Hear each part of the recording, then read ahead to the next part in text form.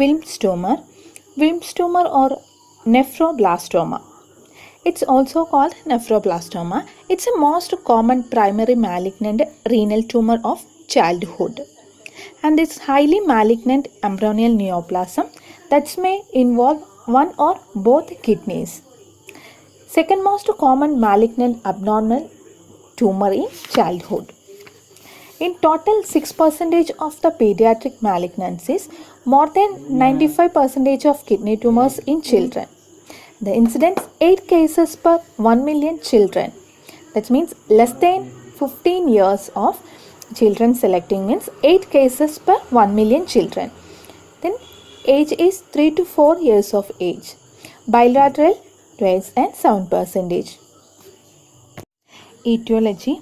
Majority of Wilms tumors arise from somatic mutations restricted to tumor tissues, or a much smaller percentage originate from germline mutation.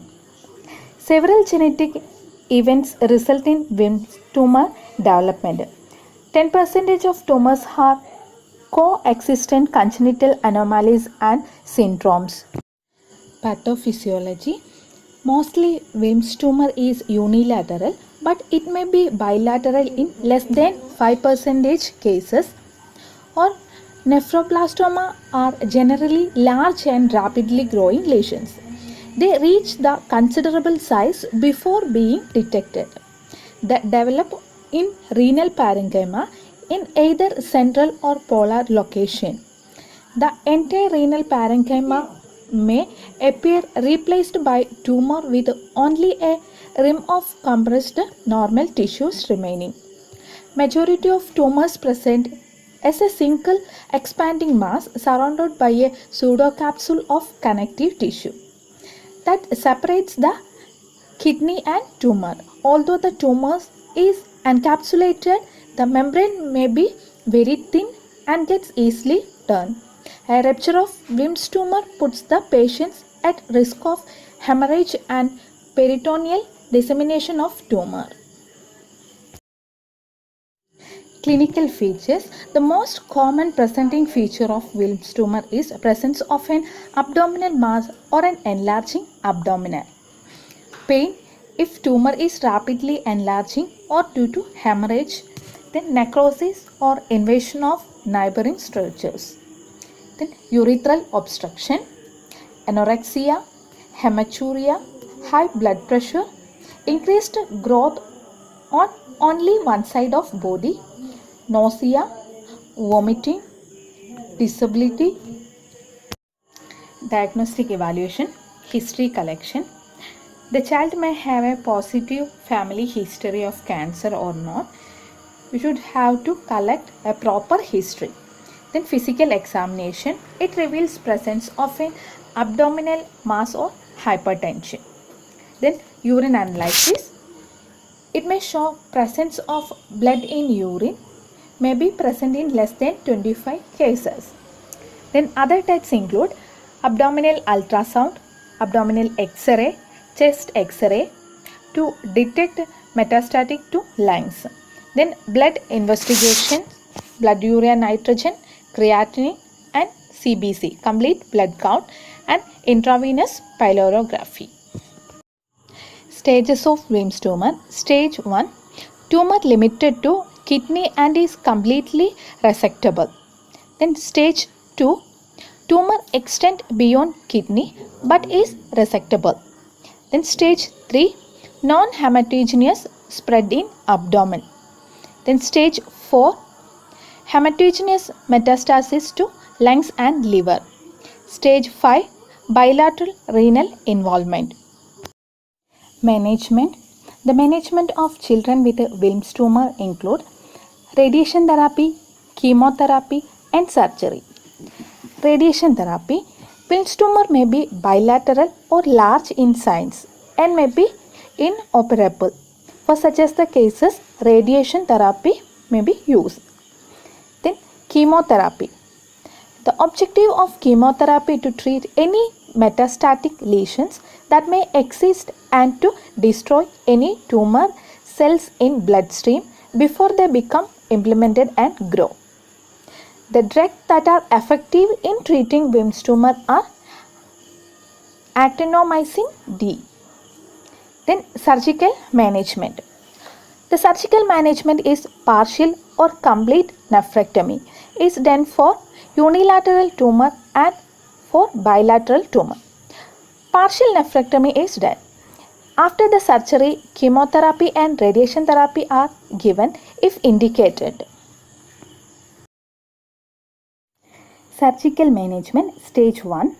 These tumors are still only in the kidney. Standard treatment starts with surgery to remove the part of the kidney containing tumor. These children need to be watched closely because the chances of reoccurrence are higher. Then stage 2. These tumors have grown outside the kidney into nearby tissues, but surgery can remove all visible signs of cancer. Standard treatment is surgery, followed by chemotherapy with actinomycin D and venlafaxine using. Then stage 3. Treatment is usually surgery, followed by radiation therapy to the abdomen over several days. This is followed by chemotherapy with 3 drugs for about 6 months.